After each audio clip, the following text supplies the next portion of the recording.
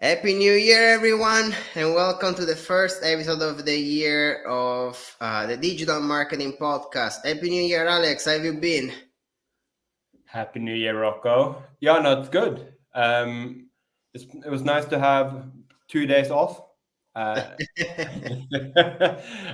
no, it's been really good. How about you?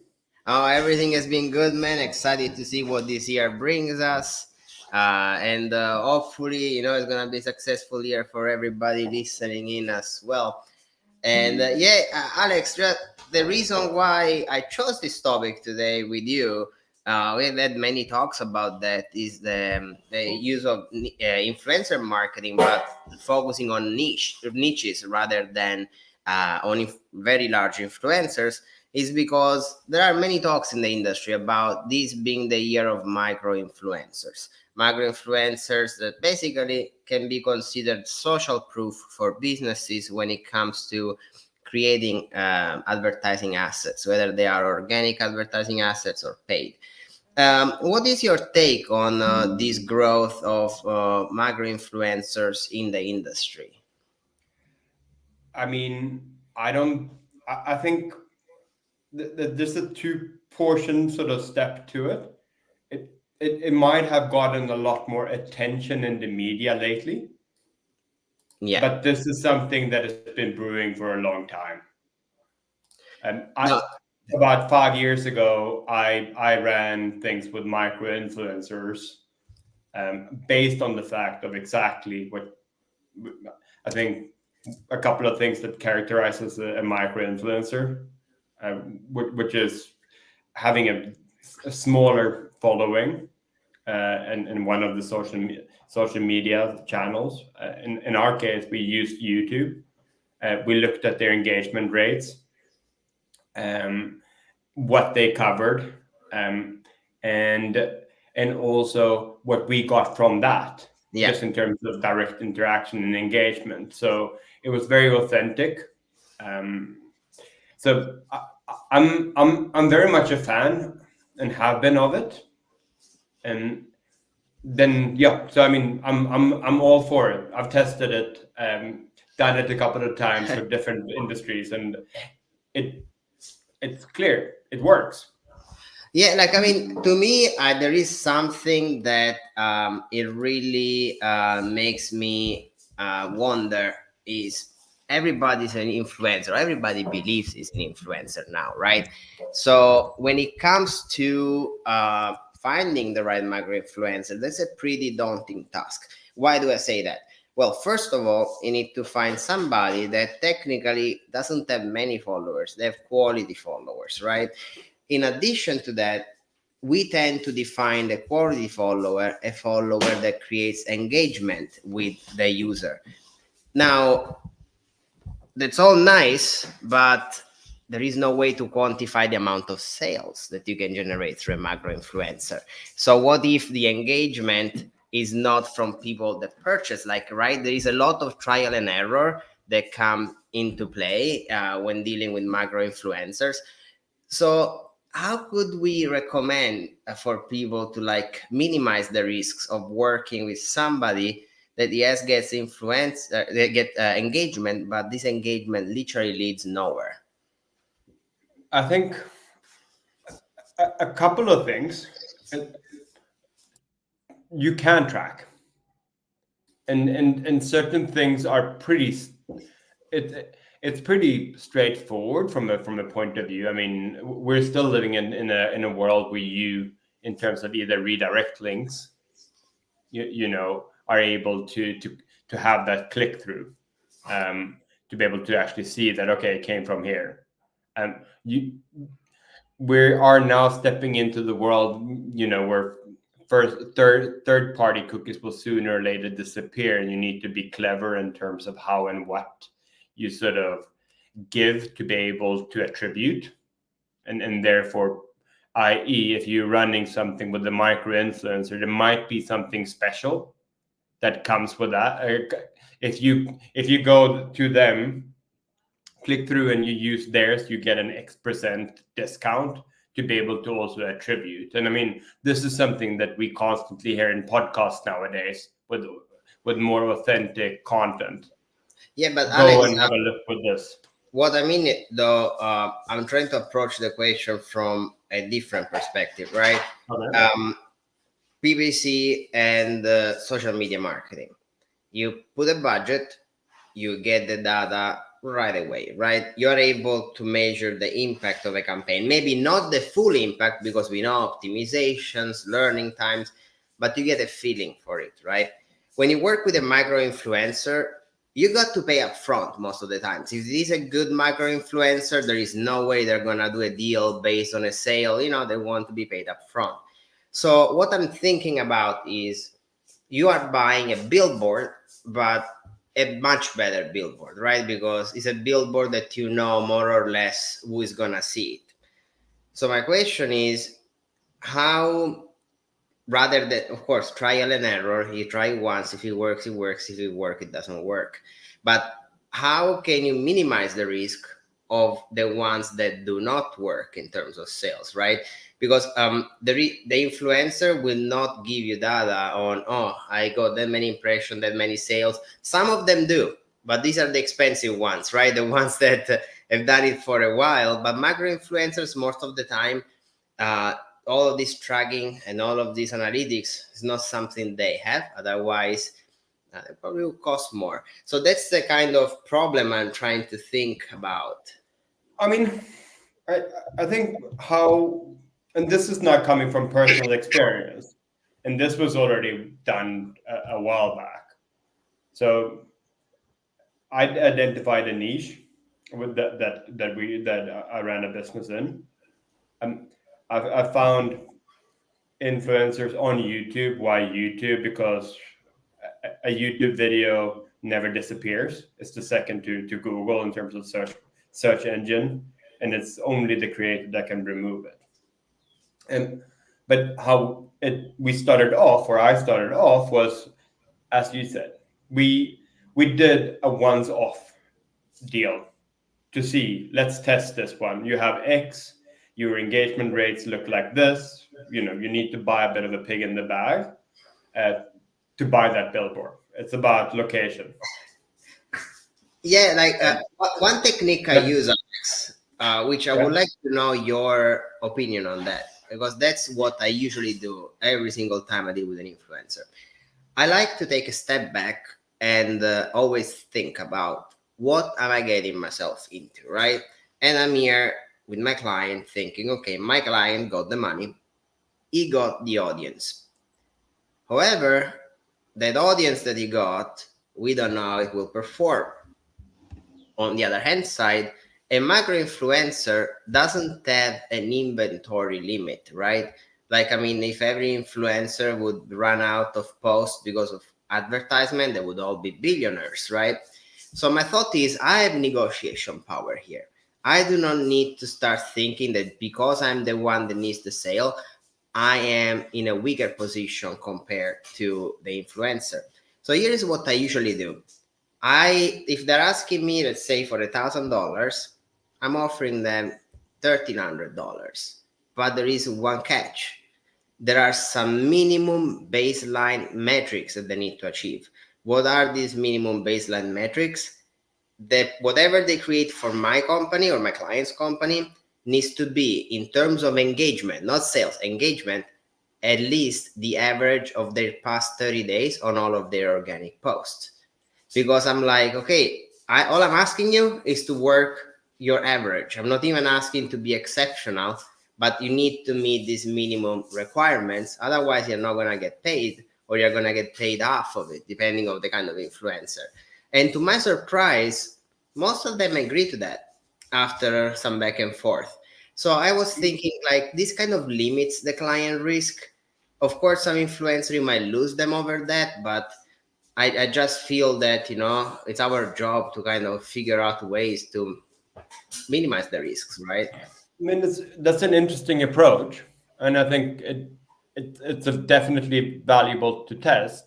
I think I did it slightly different because there was a minimum. We tested it one time. I don't believe in one-time sort of relationships. Partnerships are good where you have consistency. and therefore say $1,000 is in the bigger picture is not that much. And so they sort of once sort of the $1,000 test was over, um, we were almost on equal levels. We could then say, hey, it worked, you're happy, we're happy, cool. However, what I'm now willing to offer you is something further down, more of a conversion. So basically a percentage of sale, or further down the conversion funnel. So if you're able to deliver X amount of sales, or X amount of add to basket, or X amount of leads, or X amount or converted leads, and they would get a kickback from that based on direct performance. That is interesting. Me personally, I never used that method, Alex, because I what I'm afraid of is that when I tie a creative person to a goal in terms of sales, the quality of their final product will go down. So they're basically going to be more salesy, more aggressive. And I want their audience to get exactly the kind of content that they're used to. But I see your point. Like, that's also a very good approach. Some influencers, they don't need to change their style to get more sales. They just need to do more videos. The point here was, I think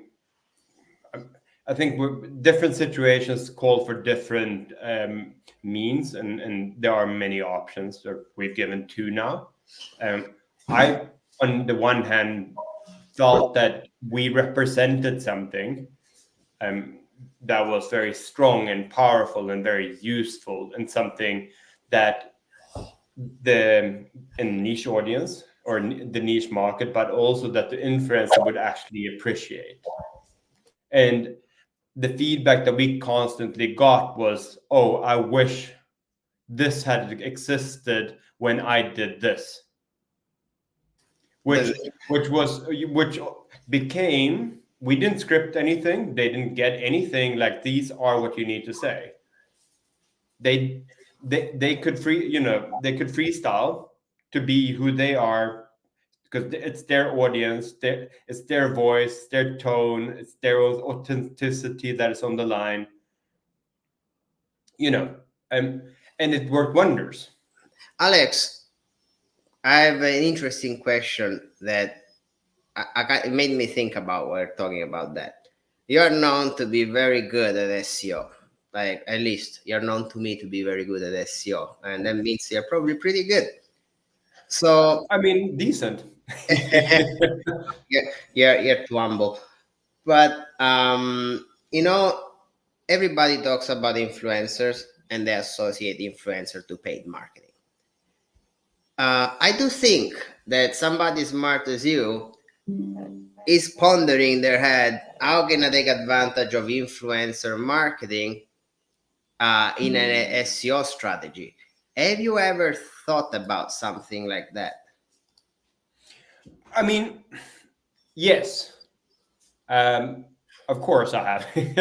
But this, it was once upon a time, signals from social media had an impact on your social, how was one of the variables how you could improve your ranking. So it it was almost the same as getting a backlink. But from a point of view, Google changed this. So I think, like, there, particularly within the field of SEO, you can evolve and trying to find these, I guess, lack of better words, but hacks, to try to find these. But eventually there's an algorithmic change that sort of makes you fall and stumble. And SEO particularly, it's a But difficult one to be in. Alex, let me go a little bit out there. I'm gonna ask a question that I have no idea about. But let's assume that I get tasked with somehow improving my organic ranking through the use of influencer marketing, right? And I think of a strategy where I'm like, Alex, you are a great influencer. I'm going to hire 10 Alex. And what I'm going to do is my call to action is not going to be to visit my website. Is, for example, search this to get access to that.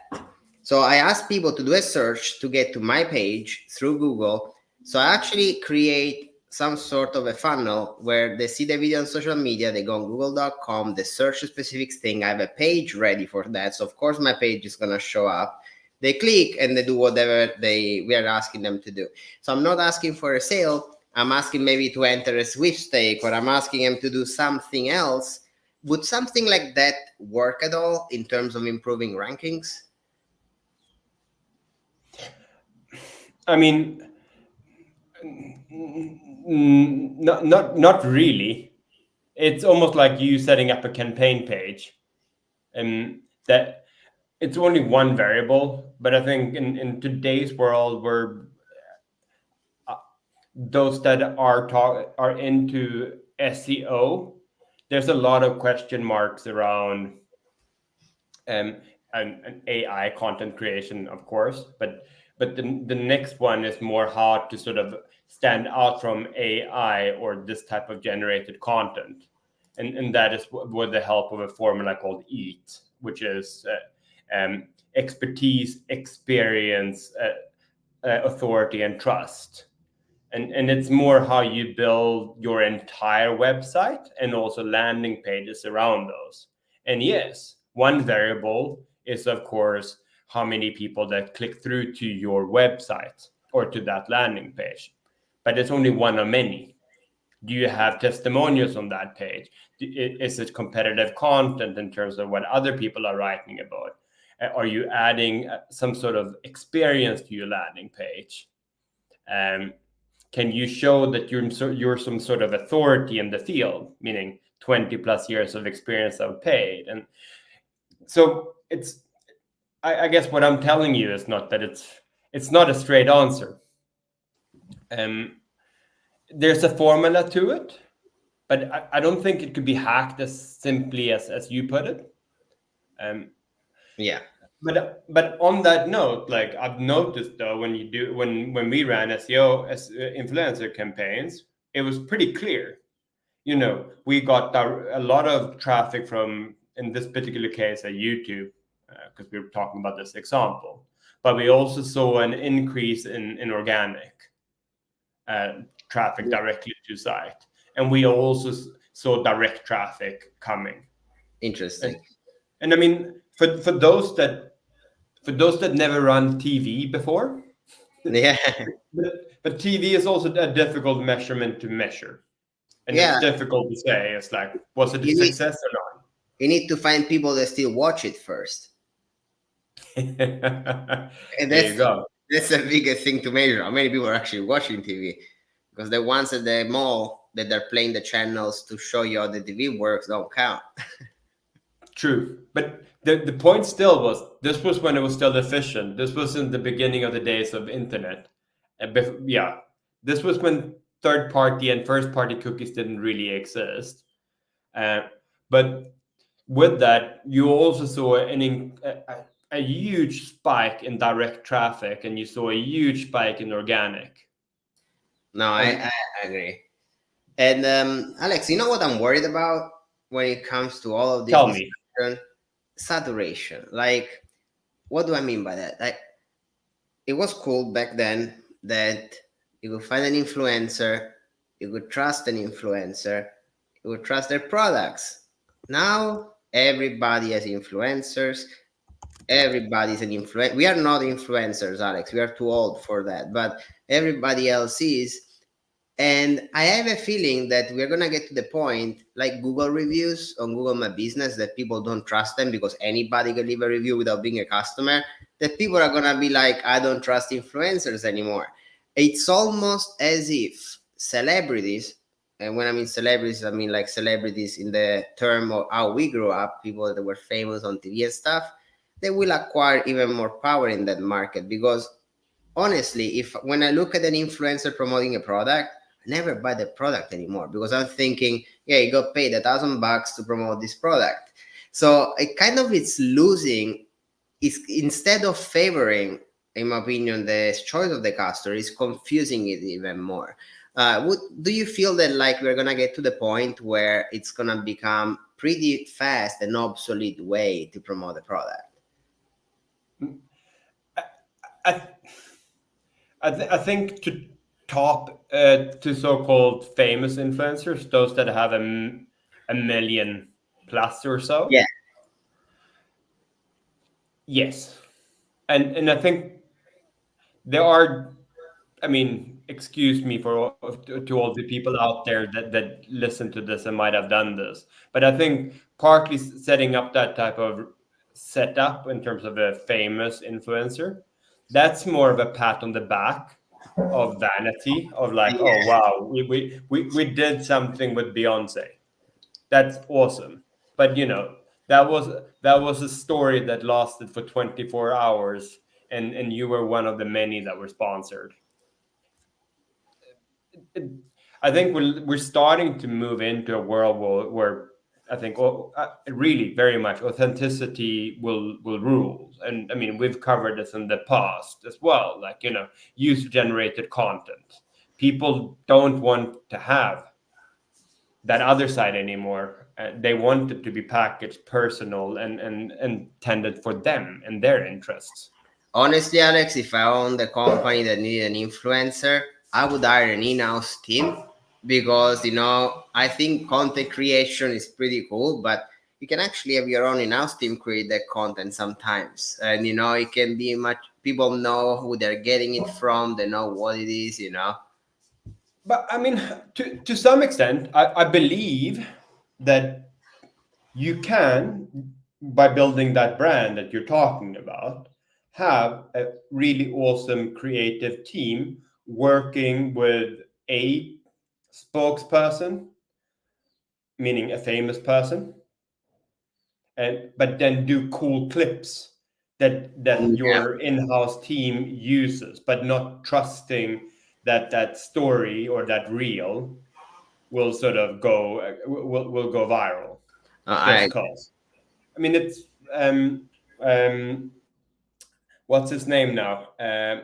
Roger Federer and his relationship with On, the sneaker brand, Yeah. uh, where he's also a he was one of the initial investors. Yeah, the investor of the company. Yeah. Well, you have Mm, your countryman Ibrahimovic. He does that all the time. I mean, he does it a bit across the ball, eh? Uh, Yeah. not just Swedish, and it's not just one brand. I believe, but I think like there are some tweaks to what influencer is and how you can do it, and really getting that ripple effect. But you shouldn't put that all trust in the hands of the influencer. It's your responsibility, as say then the marketeer or the company to make the most out of it. No, it's a very good point, Alex. And I feel like, there is, for people that have never tried influencer marketing, I do not say necessarily try tomorrow, but it's very important to learn about it, read case studies, understand how it is done, because it is something that it can cost you a lot of money with no results if we do not do it correctly. And for example, I always tell people you need to trust your gut feeling. So, for instance, I have a rule that if I write an influencer and I ask them if they're interested in a collaboration, if they don't reply within a business day, I'm done with them. Like for me, professionalism is important because if I have issue when I'm offering you a job, what is going to happen when I need to wait for the video to be done, to maybe a re-edit to be done, right? So when you work with them, I think common sense and understanding like also their personality, Alex, I guess it goes a long way into making sure you're going to have a good relationship with them, right? Um, yeah, I mean, I agreed, and I mean, I think that also sets the term of how you want a long-term relationship to work. because you're not after a once off. You're after to work with someone professionally in a professional manner, hopefully over a substantial amount of time. So I think it makes perfect sense. But No, I it's mean, I think also going, I think you're alluding to it. I think there's a lot of people that have a tremendous, a bit too much respect for influencers, and therefore aren't really willing to say this or that, just as what you just did, and because they are an influencer. yeah. It's funny though. No, and I mean, like, I have the luck. One of my very good friends is a very famous influencer, and it tells me a lot of things that go on in that market. And for me, it has been a learning experience, but it is also interesting how managed they are. Those bigger ones, like there are whole agencies behind them, right?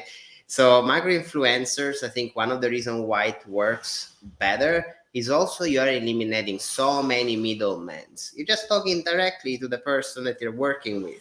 When you want somebody bigger and bigger, it doesn't need to be in the millions. You're starting to have agencies and agents and this and that. It becomes very problematic from that standpoint.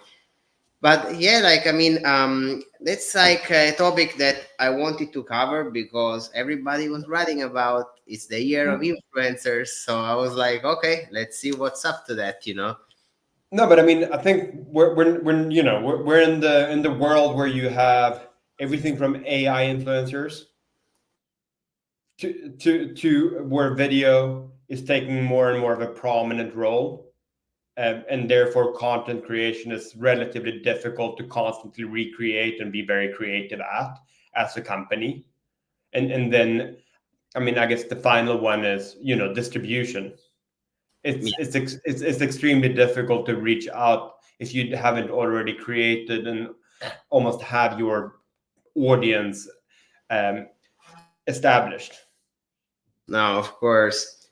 But Alex, like as always, thank you so much. Like, I mean, we covered the topic. As always, we like to keep it around 30 minutes because this way people don't need to block a lot of time for our episodes. But we are going to have another episode in 2 weeks, actually, Alex. And this is going to be a very interesting one. I was wondering if you had any last thoughts prior to greeting our audience.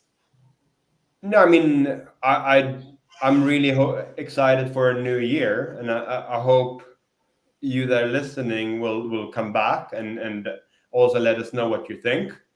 I mean, feedback helps us to make things better, and hopefully we'll also be able to extend our sessions. Half an hour is a bit of a blimp on the screen, um, where like a topic like this could be a Yeah, long one. I agree, Alex, but it's going to be an interesting topic in 2 weeks. We are going to talk about Yeah. voice search for SEO in voice search. And again, the reason why we're going to talk about that is because I was reading statistics and I was like, there has been a huge increase of voice searches with the use of all Alexa and Google Nest or whatever, all the little devices that you can speak to, and the phone itself. So you being an SEO expert, I thought like that's a great topic to cover because it's gonna grow even further in 2024. And one day we will need to talk about ChatGPT search once they start when they start doing it real time. But that's a topic for a day when the feature is gonna be available. But yeah, no, next week's chat will be invaluable, and I think as you say, like there are certain markets where like voice search penetration is a lot higher, and US sort of leading the way Yeah, among others. here, dude. I need to pay attention when I say Alexa. Something is gonna happen in the house. Alexa already they launched it, or Amazon launched a new product yesterday to go direct. But I'll let people read about it because we're sort of on we're on that break point now. But yeah, they launched a new product yesterday to go head to head with Google and Apple Oh, again. that's gonna be That's not me, Alex. Yep. I'm not calling you. I swear. No, it's me, and I'm trying to get it to switch off, but I'll mute now. No worries. No, everybody, I just wanted to thank you for joining again today. Our next episode is gonna be in 2 weeks. Same day. No, actually, on Wednesday the 24th, so the day before, not on a Thursday. I would like to wish you a great rest of your week. Alex, please stay on the line so I can greet you properly after the we hang up the episode. Thank you so much, everybody. Bye bye.